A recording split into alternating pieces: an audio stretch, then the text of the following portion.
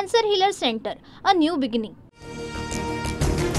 उपमुख्यमंत्री एकनाथ शिंदे अमित शहांची भेट घेण्याची शक्यता. सकाळी 9 वाजता अमित शहा सह्याद्री अतिथीगृहावरून दिल्लीसाठी रवाना होणार.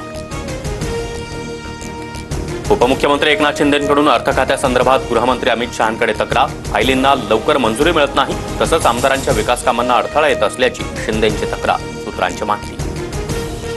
एकनाथ शिंदेंच्या आणि माझे संबंध चांगले. एकनाथ शिंदे अमित शहांकडे तक्रार करतील असं वाटत नाही. अजित पवार यांची प्रतिक्रिया. रायगडावर ऐनवेळी मुख्यमंत्री फडणवीसांकडून एकनाथ शिंदेंना भाषणाची संधी. रायगडावरच्या कार्यक्रमात अजित पवारांना डावलल्याची चर्चा.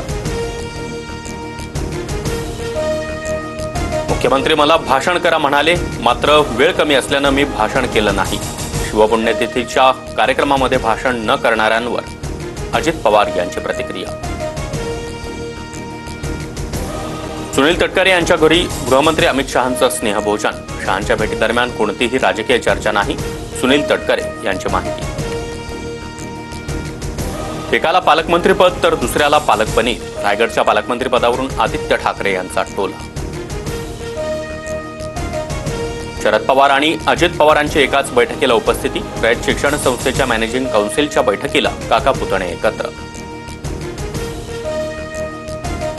महापुरुषांचा अवमान करणाऱ्यांना टकमक टोकावरून ढकललं पाहिजे, मात्र आपण लोकशाहीत असल्यामुळे त्यानुसार नियम तयार करू.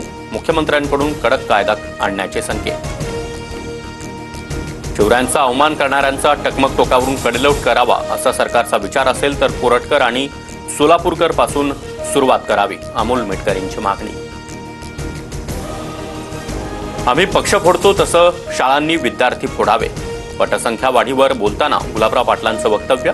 जास्त विद्यार्थी फोडणाऱ्या शाळेला गुलाबराव पाटलांनी आमदार फंडातून 10 लाख जाहीर केले.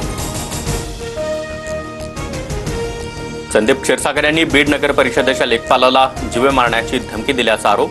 पीएच्या फोनवरून धमकी दिल्याचा दावा. लेखपाल गणेश पगारे यांच्याकडून मुख्यमंत्र्यांसह एसपी नवनीत कौवत यांच्याकडे लेखी तक्रार.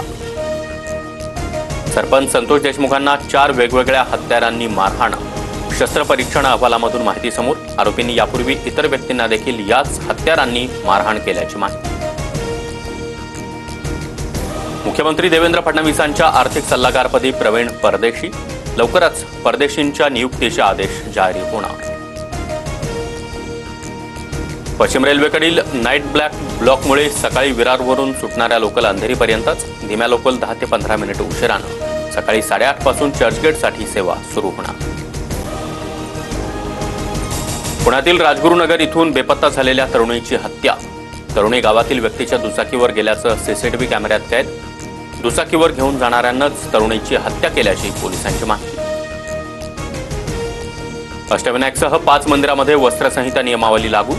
मोरेगावचा मोरेश्वर, थेऊरचा चिंतामणी, सिद्धटेकचा सिद्धिविनायक मंदिरात नियमावली लागू. मंदिराचं पावित्र्य राखण्यासाठी तोकडे कपडे परिधान करून दर्शनासाठी येऊ नका, मंदिर संस्थांची विनंती. यंदा देशभरामध्ये सरासरीच्या 103% पाऊस पडण्याची शक्यता. हवामान विषयक खासगी संस्था स्कायमेटचा अंदाज. महाराष्ट्र, मध्य प्रदेश आणि दक्षिण भारतामध्ये समाधानकारक पाऊस. येवला, अमरावती, जळगावमध्ये अवकाळी पावसाची हजेरी. गारपिटीमुळे शेतकऱ्यांचं मोठं नुकसान भरपाई देण्याची शेतकऱ्यांची मागणी. मध्य रेल्वेवर 16 एप्रिलपासून एसी लोकलच्या 14 नवीन फेऱ्या सुरू होणार. एसी लोकल फेऱ्यांची संख्या आता 80वर पोहोचणार. नव्या सेवेसाठी साध्या लोकल फेऱ्या रद्द करणार.